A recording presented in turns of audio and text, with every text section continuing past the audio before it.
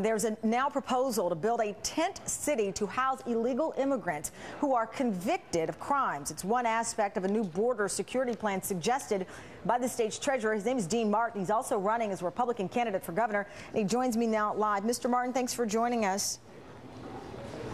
Thank you for having me on. Absolutely. So tell me a little bit about these so-called tent cities. Was this your idea?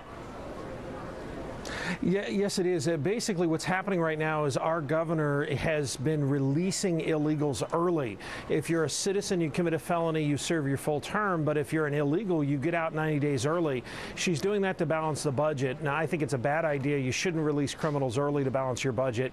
Joe Arpaio has been, Sheriff Joe in Maricopa County has been using tents very successfully. They're very cheap. They're inexpensive. We can save literally millions of dollars simply by setting those up to house illegals. We shouldn't be releasing criminals simply because we don't want to pay for it. Well, I don't think anybody would want to see someone released who is there illegally, if in fact they are, but I would assume that you would deport these people. Why is there a need to have tent cities in your state?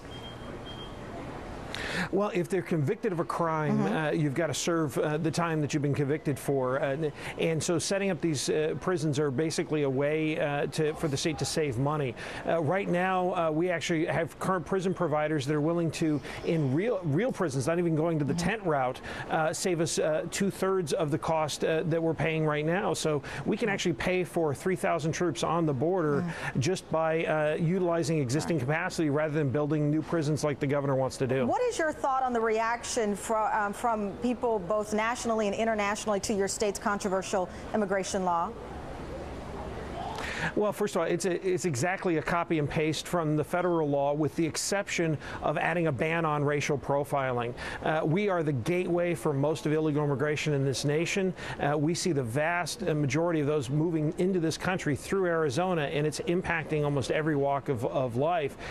People need to understand, if they come down and visit the border and see just the environmental damage that's going on, having literally millions of people crossing through, it's quite a travesty. And so 1070 is one piece of the pie, but people need to understand that, you know, this is just federal law. If you don't like this law, you shouldn't like the federal law either. All right, Dean Martin, thank you so much for joining us. We greatly appreciate your time to talk to us about this tent city idea that you've proposed.